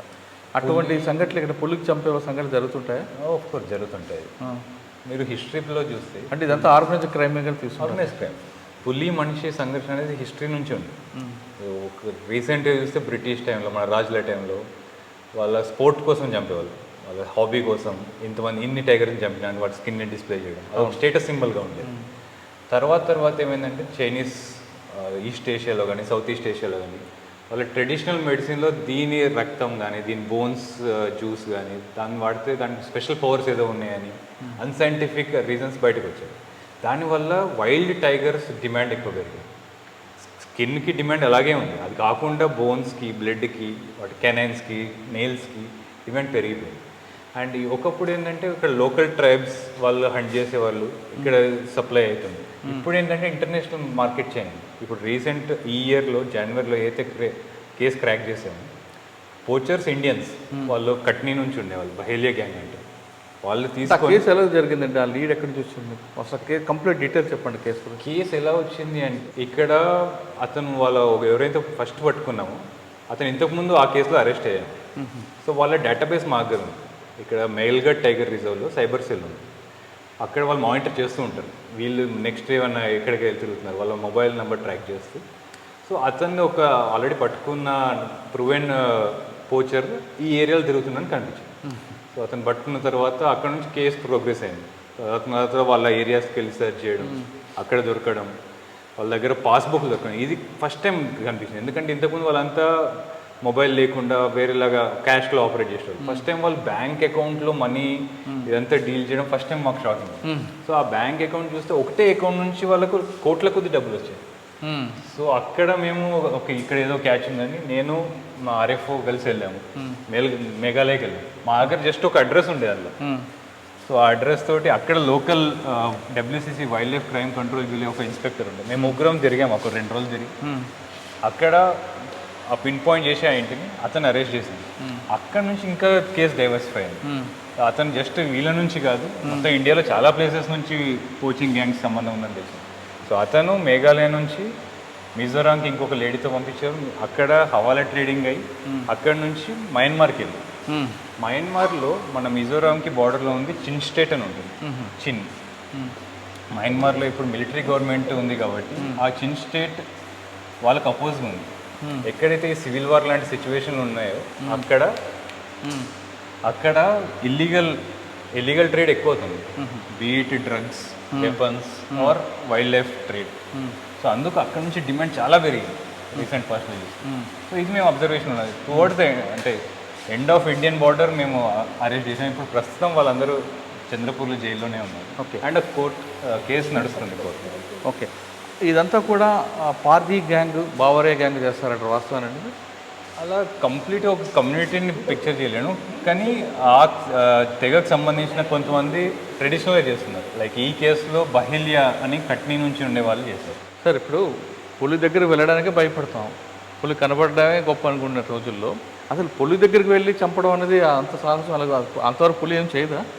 అలా కదండి, వీళ్ళందరూ ట్రెడిషనల్గా కొన్ని స్కిల్స్ ఉన్నాయి వీళ్ళు. టైగర్ని ఎలా ట్రాక్ చేయాలి, ఒక ఏరియాలో పోయి సైలెంట్గా ఎలా వర్క్ చేయాలి, ఈ స్కిల్స్ తోటి వీళ్ళు ఏ ఏరియా కన్నా వెళ్ళి సైలెంట్గా అక్కడ టైగర్స్ ఏవి ఉన్నాయి, ఎక్కడెక్కడ నైట్ టైం అడవిలోకి వెళ్తారు. వెళ్ళి గ్రూప్లో వెళ్తున్నప్పుడు వాళ్ళకి ఆ భయం ఉంటుంది. వెళ్ళి అక్కడ ఉన్న నియరెస్ట్ వాటర్ హోల్ కానీ వాటర్ తాగే పాయింట్స్ ఏవైతే ఉన్నాయో టైగర్, సో టైగర్ వెళ్ళే దారి వీళ్ళు ఫిక్స్ చేసుకుంటారు. అది ఫిక్స్ చేసుకోగానే అక్కడ కొన్ని ట్రాప్స్ పెడతారు. ఇది కట్నీ ట్రాప్ అంటారు. మీరు చూస్తానికి ఇనుముతో తయారు చేసి ఉంటే అసలు సింపుల్గా ఉంటుంది. ఒకసారి అందులో పెట్టేసి అది రాదు, ఎంత గట్టిగా బీకినారు. సో అందులో ట్రాప్ అయిన తర్వాత టైగర్ని వెనక నుంచి ఒక గట్టి దెబ్బేస్తారు. వితిన్ 1-2 అవర్స్లో మొత్తం మాయం చేసేస్తారు. అక్కడ ఏమేమో మిగలదు అనమాట. స్కిన్ తీసే వాళ్ళ ఎక్స్పర్టీస్ వేరే ఉంటుంది, మీట్ తీసే వాళ్ళ ఎక్స్పర్టీస్ వేరే ఉంటుంది. ఆ స్కిన్ కూడా ఎలా తీస్తారంటే ఇంటర్నేషనల్ మార్కెట్లో ఆ స్కిన్కి ఏమైనా డ్యామేజ్ ఉందో దాని రేట్ పడిపోతుంది. చాలా స్కిల్ఫుల్గా తీస్తారు అనమాట. సో వీళ్ళందరూ ఆ గ్యాంగ్లో ఎక్స్పర్టీస్ ఉంటారు. ఓకే. తీసుకొచ్చిన తర్వాత దాన్ని ఎలాగ ఎక్స్పోర్ట్ చేస్తారండి? జనరల్గా వీటిలలో వీళ్ళు ట్రైన్స్ వాడతారు. ఇప్పుడు ఇక్కడ చంద్రపూర్ మేము ట్రాక్ చేసిన వాళ్ళ మొబైల్స్తో ప్రకారం ఏంటంటే వీళ్ళు ఇక్కడ నుంచి అస్సాంకి బై ట్రైన్ వెళ్ళేవారు. వీళ్ళు టికెట్స్ రిజర్వేషన్ ఏం లేకుండా జనరల్ కంపార్ట్మెంట్లో, ఎస్పెషల్లీ లేడీస్ వాడతారు వీళ్ళు. వాళ్ళని ఎక్కువగా చెకింగ్ ఇవేమి ఉండవు కాబట్టి అక్కడ నుంచి వెళ్ళి అక్కడ మొబైల్స్ తోటి వాళ్ళు ఆల్రెడీ లింక్ ఉంటారు, ప్రెడిటర్మెంట్ ప్లేస్ ఉంటుంది, అక్కడికి వెళ్ళి ఎక్స్చేంజ్ చేసుకుంటారు. వీళ్ళు ఇచ్చేసిన తర్వాత వాళ్ళకి నామినల్ ఏదో అమౌంట్ ఇస్తారు, తర్వాత మొత్తం ట్రాన్సాక్షన్ అయిన తర్వాత కంప్లీట్ అమౌంట్ పంపిస్తారు. అండ్ ఇందులో బిగ్గెస్ట్ క్యాచ్ మాకు వాళ్ళు బ్యాంక్ వాడడం వల్ల దొరికింది. సార్ ఇక్కడ చంద్రపూర్ నుండి కట్నీ ట్రైన్లో బై ట్రైన్ కట్నీ కానీ యాక్చువల్ వాళ్ళు ఒరిజినల్ ప్లేస్ కట్నీ, వాళ్ళు డిఫరెంట్ ప్లేసెస్కి డిస్ట్రిబ్యూట్ అవుతారు. సార్ మీట్ ఏం చేస్తారు వాళ్ళు? మీట్ అక్కడ మాకు ఇప్పుడు దొరికిన కేసులో అక్కడే పూర్తి చేసి ఉంది. తర్వాత మీట్, ఎందుకంటే మీట్ ఖరాబ్ అయిపోతుందండి. సార్ మీరు చెప్తున్నట్టుగా చర్మం దొరుకుతుంది, గోర్లు దొరుకుతున్నాయి, అంటే బోన్స్ కోసం చేస్తున్నారా? బోన్స్ కోసం, బోన్స్ రీసెంట్లో ఒక స్టడీ వచ్చింది, దాని ప్రకారం Vietnam, south east Asia countries ఏదైతే ఉందో అక్కడ వాటి బోన్ సూప్ చాలా ఎక్కువ డిమాండ్లో ఉంది. సో దానికోసం బోన్స్ ఈ మధ్య చేస్తున్నారు ఎక్కువ. అచ్చా, బోన్ సూప్ ద్వారా తింటే తాగితే వాళ్ళకి ఏదో మ్యాజికల్ పవర్స్ వస్తేనో అదొక నమ్మకం, పిచ్చి నమ్మకం అని చెప్పొచ్చు, ఎందుకంటే సైంటిఫిక్గా అదేం ప్రూవ్ అవ్వలేదు. అండ్ ఇంకోటి ఏంటంటే చైనాలో టైగర్ ఫార్మ్స్ ఉన్నాయి, మన పౌల్ట్రీలో బ్రాయిలర్ కోడ్ల లెక్క వాళ్ళ దగ్గర ఆర్టిఫిషియల్ టైగర్స్ ఉన్నాయి. సో అలా టైగర్స్ ఉన్నా కూడా మనకు నాటుకోడి తింటే వేరేలా ఉంటుంది, సో బ్రాయిలర్ కోడి కన్నా. సో వాళ్ళకు వైల్డ్ టైగర్సే కావాలి. ఈ నెక్సస్ వల్ల టైగర్స్ చాలా థ్రెట్లో ఉన్నాయి ఇప్పుడు. ఓహో, ఇప్పుడు తడబాలో ఎన్ని ఆ విధంగా గురి ఉంటాయి? తడబాలు ఏం అవ్వలేదండి, వీళ్ళు వాళ్ళ సెర్చ్ హిస్టరీ చెక్ చేస్తే, వాళ్ళ సీడియర్ చెక్ చేస్తే వాళ్ళు టైగర్ రిజర్వ్స్లో ప్రొటెక్షన్ బాగుంటుంది కాబట్టి ఇక్కడ టార్గెట్ చేయొచ్చు. టైగర్ రిజర్వ్స్ బయట ఉండే టైగర్స్కి ప్రొటెక్షన్ కొంచెం రిలేటివ్ తక్కువ ఉంటుంది, సో వాటిని ఎక్కువ టార్గెట్. అదే ఆ లొకేషన్ ఏమున్నాయండి ఇక్కడ చంద్రపూర్లో బయట చాలా ప్లేసెస్లో ఎక్కడైతే ఫారెస్ట్ ఉందో అక్కడ అన్నింటిలో టైగర్స్ ఉన్నాయి కదా, సో ఆ ఏరియాస్లో టార్గెట్ చేస్తున్నారు. సార్ ఇప్పుడు ఇటువంటి కేసులో అనుకోండి, వైల్డ్ యానిమల్ యాక్ట్ ప్రకారం ఏ సెక్షన్స్ వస్తాయి, పట్టుబడి వాళ్ళ మీద ఛార్జ్ షీట్ ఎలాగ వేస్తారు, వేసిన తర్వాత సెక్షన్లు ఇంప్లిమెంట్ అయిన తర్వాత శిక్ష ఎంత పడుతుంది, అదేవిధంగా మీకు లీగల్ సపోర్ట్ ఉంటుందా లేదా? ఇందులో వైల్డ్ లైఫ్ ప్రొటెక్షన్ యాక్ట్ 1972 దాని వేరియస్ అమెండ్మెంట్స్ ప్రకారం forest department and various forest ఆఫీసర్కి పవర్స్ ఉన్నాయి, అరెస్ట్ చేయడానికి, సెర్చ్ చేయడానికి, ఛార్జ్ షీట్ చేయడానికి. అండ్ ఇందులో మెయిన్ హంటింగ్ ఏదైతే ఉంటుందో, పోచింగ్ అనేది ఒక టైప్ ఆఫ్ హంటింగ్, సో దాంట్లో హంటింగ్ సెక్షన్ ఉంటుంది. దానికి పనిష్మెంట్ వచ్చేసి ఈ Schedule 1 ఎనిమల్స్, డిఫరెంట్ స్కెడ్యూల్కి డిఫరెంట్ పనిష్మెంట్ ఉంటుంది. సో టైగర్ అనేది Schedule 1 ఎనిమల్, హైయెస్ట్ ప్రొటెక్షన్ కాబట్టి మినిమం 3 years, మ్యాక్సిమం 7 years వరకు పనిష్మెంట్ ఉంటుంది. అంటే మీకు మిగతా పోలీసులాగా సపోర్టింగ్ ఉంటుంది, పోలీస్ స్టేషన్లో లీగల్ ఎవిడెన్స్, మన పబ్లిక్ ప్రాసిక్యూషన్ కానీ సేమ్ రూల్స్ అప్లై అవుతాయి ఇక్కడ కూడా. ఎవిడెన్స్ యాక్ట్ అంటే మీరు ఎవరైనా సెర్చ్ చేయడానికి, ఒకవేళ సెర్చ్ చేయాలంటే మేజిస్ట్రేట్ అనుమతులు అలాంటివి ఉండవు, మీకు అవసరం లేదు. అంటే ఈ కేసుకి అందులో కూడా ఏదైతే Schedule 1 ఎనిమల్స్ ఉన్నాయో దాంట్లో డిఫరెన్షియేట్ చేస్తారు. ఇంపార్టెంట్ వాటికి వారెంట్ లేదు, మేమే సెర్చ్ వారెంట్ ఇష్యూ చేయొచ్చు, ACF level officer search warrant issue చేస్తారు. సో అరెస్టింగ్ కూడా పవర్స్ మా దగ్గర ఉన్నాయి. తర్వాత అరెస్ట్ చేసిన తర్వాత సేమ్ పోలీస్కి ఏదైతే వాళ్ళు రూల్స్ వర్తిస్తాయో 24 hours లోపు మ్యాజిస్ట్రేట్ ముందు ప్రొడ్యూస్ చేయాల్సి వస్తుంది. తర్వాత ఫారెస్ట్ కస్టడీ తీసుకుంటాం ఫర్దర్ ఎంక్వైరీ కోసం. అలా వీళ్ళందరినీ ఎవరైతే అరెస్ట్ చేసామో అలా ఫారెస్ట్ కస్టడీ తీసుకొని ఫర్దర్ ఎంక్వైరీ చేసిన తర్వాతనే ఇంకో వాళ్ళు రివీల్ అవుతుండే. సార్ ఫారెస్ట్ కస్టడీ తీసుకుంటారు పోలీస్ లైన్లోనే, పోలీసులాగా ఇంటరాక్షన్ ఉంటుందా, లేదు వాడు కూర్చోపెట్టి మాట్లాడి జైలు రిమైండ్ చేస్తారు? అంటే డిఫరెంట్ పీపుల్ డిఫరెంట్ టెక్నిక్స్ ఉంటుంటాయి, సో సేమ్ రూల్స్ ఉన్నప్పుడు సేమ్ ప్రొసీజర్స్ కూడా ఉంటాయి. సార్ మనం ఫైనల్గా వద్దాం, తడబా ఫారెస్ట్కి వచ్చిన తర్వాత కేవలం పులి కనబడిపోయినా అంటే వచ్చిన వాళ్ళకి టూరిస్ట్కి కానీ వాళ్ళకి ఎడ్యుకేట్ చేయడం అనేది ఒక ప్రయారిటీ తీసుకున్నారు. ప్లస్ ప్లాస్టిక్ నిషేధం, తాగుడు కానీ పొగాకు కానీ లేదు. వచ్చిన వాళ్ళకి నాలెడ్జ్ ఇవ్వడం అనేది మీకు మెయిన్ ప్రయారిటీ కనిపిస్తుంది. తర్వాత ఒకరు కనబడిపోతే ఏం చేయాలి వచ్చింది మీరు ఈ దీంట్లో కూడా పెట్టారు. ఇదంతా బాగుందండి, కానీ చుట్టుపక్కల ఎంకరేజ్మెంట్స్ ఎక్కువ కనిపిస్తుంటాయి ఫారెస్ట్కి. ఒక ఫారెస్ట్ని, తడబా ఫారెస్ట్ కానీ వేరే ఫారెస్ట్ కానీ డెవలప్ అవ్వాలి, నెక్స్ట్ మనకు జనరేషన్కి చూపించాలంటే ఫారెస్ట్ని కాపాడే బాధ్యత కేవలం ఫారెస్ట్ డిపార్ట్మెంట్దేనా, పబ్లిక్ కూడా ఉందా? పబ్లిక్ కూడా ఉందా? కొంతమంది పబ్లిక్ మాకు సంబంధం కాదు, గవర్నమెంట్ చూసుకోవాలి, మాకు ఫారెస్ట్ అంటే చెట్లు కొట్టడం తప్ప తెలియదు అంటుంటారు. ఫారెస్ట్ డిపార్ట్మెంట్ రోల్ చాలా తక్కువ ఉంటుందండి. ఎక్కడైనా కూడా కన్జర్వేషన్లో లోకల్ పీపుల్ సపోర్ట్ లేనిది మనం కన్జర్వ్ చేయలేము, అది మనం గివెన్ థింగ్.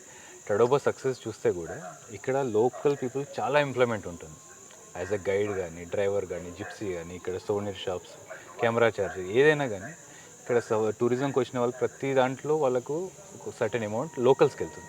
అందుకు ఇక్కడ ఈ ఫారెస్ట్లు ఇంత రిచ్గా ఉన్నాయి, ఫెల్లింగ్ అవ్వదు, పోచింగ్ లోకల్స్ చేయరు. లాస్ట్ కేసు ఎప్పుడో 10 ఏళ్ళ ముందు అయింది, తర్వాత అలాంటి కేసెస్ జరగలేదు. సో ఎప్పుడైతే జనాలకు తెలుసో ఈ అడవిని కానీ ఈ సంపత్తిని కానీ మనం కాపాడంలోనే మన బెనిఫిట్ ఉందని వాళ్ళకి అర్థమైందో వాళ్ళు సొంతంగా కాపాడతారు. సో అలా మనం ఏదైనా ఆలోచించాలి బయట వాటికి కూడా. అంటే కేవలం తడబా కాకుండా అంటుంది, నేను జనరలైజ్గా అడుగుతున్నా, ఇప్పుడు ఎక్కడైనా ఫారెస్ట్ ఉన్నప్పుడు ఆ చుట్టుపక్కల ఉన్న వాళ్ళు కూడా భాగస్వాములు అవ్వాలంటారు. ఎస్, భాగస్వాములు అవ్వడానికి వాళ్ళకు ఏదైనా బెనిఫిషియల్ ఉండాలి దాని నుంచి.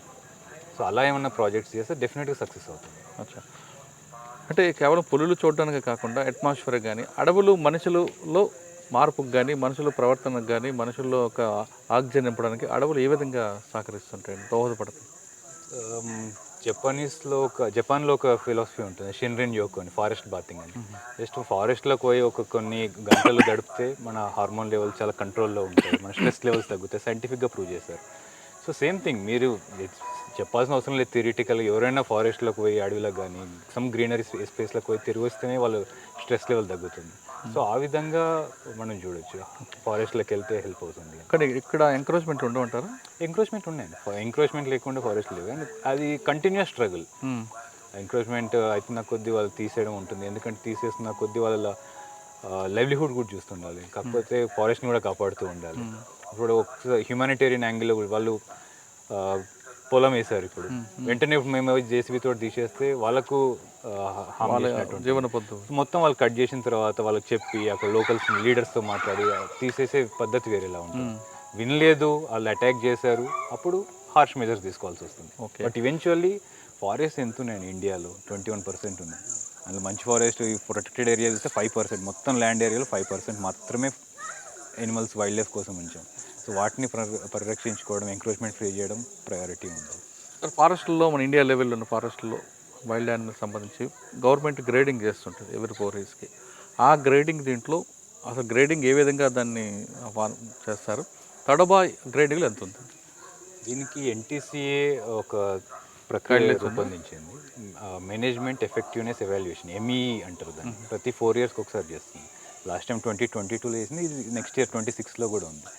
సో దాంట్లో ఇప్పుడు ఉన్న టైగర్ రిజర్వ్స్ అన్నింటిలో కొన్ని పారామీటర్స్ ఇచ్చారు. ఎలా అంటే లోకల్స్కి ఎంత బెనిఫిట్ అవుతుంది, ఎంక్రోచ్మెంట్ మీరు అన్నట్టు ఎంక్రోచ్మెంట్ ఎంత తక్కువ ఉంది, టూరిజం వల్ల ఏమైనా హానికరం ఉందా, టూరిజం వల్ల బెనిఫిట్స్ ఉన్నాయా, ఆర్ ఏమైనా ఇన్నోవేటివ్ చేస్తున్నారా టెక్నాలజీ వాడి, ఆర్ కాన్ఫ్లిక్ట్ తగ్గిందా, పెంచుతుందా, ఇవన్నీ పారామీటర్స్ తోటి వాళ్ళు ఎవాల్యుయేట్ చేసి ర్యాంకింగ్స్ ఇస్తారు. ఆ ర్యాంకింగ్స్లో చూస్తే 2022లో పెరియార్ టైగర్ రిజర్వ్ కేరళలో ఫస్ట్ ఉంది, తడోబా 13th or 14th పొజిషన్లో ఉంది. మరి నెక్స్ట్ ఎప్పుడు వస్తుంది తడబాని 10 లోపు తీసుకొచ్చే? మా టార్గెట్ అదే 10, కానీ టాప్ 5లో తీసుకురావడం మా టార్గెట్ ఉంది. Top 5 top 10? టాప్ 5 అనుకుంటున్నాం. వి ఎయిమ్ హై. ఓకే సార్, ఫైనల్గా చెప్పండి, ఈ ఫారెస్ట్ డిపార్ట్మెంట్ రావాలనుకున్న వాళ్ళకి చాలామంది ఆస్పిరెంట్స్ రావాలనుకున్న, అంటే సివిల్స్ రాస్తూ రాని వాళ్ళు కొంతమంది IAFSకి వస్తారు. అలా కాకుండా ఎక్స్క్లూజివ్గా IAFS రాయాలి అనుకున్న వాళ్ళు కొంతమంది ఉంటారు, అంటే స్టేట్ కానీ లేదా సెంట్రల్లో కానీ. ఆ విధంగా రాయాలనుకున్న వాళ్ళకి మీరు ఇచ్చే మెసేజ్ ఏంటి? నా మెసేజ్ సింపుల్ అండి, ఇది ఒక జాబ్ లెక్క చూసే వాళ్ళు కొందరు ఉంటారు, ఇది ఒక కెరియర్ లెక్క చూసే. ఇద్దరికి నేను చెప్పేది ఏంటంటే, ఇది ఒక ప్రాబ్లం. ఇక్కడ ప్రతిరోజు ప్రాబ్లమ్స్ వస్తాయి, ప్రతిరోజు కేస్ స్టడీస్ ఉంటాయి, ప్రతిరోజు బ్యాలెన్స్ చేసుకుంటూ వెళ్ళాల్సి వస్తుంది. ఇప్పుడు ఒక రోడ్డు కట్టాలంటే ఫారెస్ట్ నుంచి వెళ్ళాల్సి వస్తుంది, రోడ్డు లేకుంటే డెవలప్మెంట్ ఉండదు, కానీ రోడ్డు వల్ల ఫారెస్ట్ నష్టం అవుతుంది. అలాంటప్పుడు ఏం చేయాలి, ఎలాంటి సొల్యూషన్స్ తీసుకురావాలి, అలాంటి ప్రతిరోజు ఫేస్ చేయాల్సి వస్తుంది. ఎందుకంటే ఫ్యూచర్లో climate change, biodiversity loss, pollution, ఇవే మేజర్ ఇష్యూస్ కాబోతున్నాయి. So I invite everyone who are interested in solving any problem. వాళ్ళు ఇంట్రెస్ట్ ఉండొచ్చు, ఉండకపోవచ్చు ఫారెస్ట్లో అండ్ వైల్డ్ లైఫ్లో, బట్ ప్రాబ్లమ్ సాల్వింగ్లో ఇంట్రెస్ట్ ఉన్న వాళ్ళందరికీ you are welcome to the forest department. Forest department రావాలనుకున్న వారికి వెల్కమ్ చెప్తున్నారు ఆనందరెడ్డి గారు. ఆయన చెప్తున్నట్లుగా ఇది కేవలం ప్రభుత్వ ఉద్యమం అనే కాదు, ప్రజలు కూడా భాగస్వామి కాపాడితే ఖచ్చితంగా ఫారెస్ట్ అనేది ఇప్పుడు కూడా ఉంటుంది. నెక్స్ట్ మనకు జనరేషన్కి చూపిస్తాం, లేదంటే ఫారెస్ట్ అనేది బుక్స్కే పరిమిత అవకాశం కనిపిస్తుంది అన్నది ఆనందరెడ్డి గారు. ఇప్పటికే దేశవ్యాప్తంగా ఫారెస్ట్ అనేది అంతరించిపోతున్న సమయంలో ఇటువంటి ఆఫీసర్స్ అందరూ ముందుకు రావడం, ఇన్నోవేషన్ చూపిస్తున్నారు. కానీ ప్రజల సహకారం కూడా ఉంటే ఖచ్చితంగా దీని రేషియో పెంచవచ్చు. దాంతో నెక్స్ట్ జనరేషన్ కూడా ఫారెస్ట్ దాని ఫలితాలు కూడా అందించవచ్చు అంటున్నారు. అంతేకాకుండా నెక్స్ట్ టాప్ 5లో తడవ ఉండే విధంగా కూడా మేము ప్రవర్తిస్తామంటూ ఆయన జడ్జిమెంట్ ఇస్తున్నారు. ఇది వారం ఆనందరెడ్డి గారితో ఎక్స్క్లూజివ్ ఇంటర్వ్యూ. వచ్చే వారం మరో గెస్ట్తో మళ్ళీ కలుద్దాం. అంతవరకు నమస్తే. Thank you very much sir. నిజంగా ప్రస్తుతం ఉన్నటువంటి సమాజం దేనికి ప్రయారిటీ ఇస్తుంది? ఆర్థిక సంబంధాల చుట్టూ మాత్రమే తిరుగుతోంది. మళ్ళీ ఎన్నికలంగానే చాలా విరక్తి కలుగుతున్నాం. మంచి అనిపిస్తుంది కదా, లేడీస్ కూడా ఛాలెంజింగ్ జాబ్స్ చేసినప్పుడు చాలా బాగుంటది. ట్రాఫిక్ అసిస్టెంట్స్ గా నియమించిన ట్రాన్స్జెండర్స్ అందరితో సాల్యూట్ చేయించుకుంటున్నారు. ఫుడ్ డెలివరీ ఇవ్వటానికి వెళ్ళినటువంటి డెలివరీ బాయ్ అనిల్ పై కళ్ళ ముందు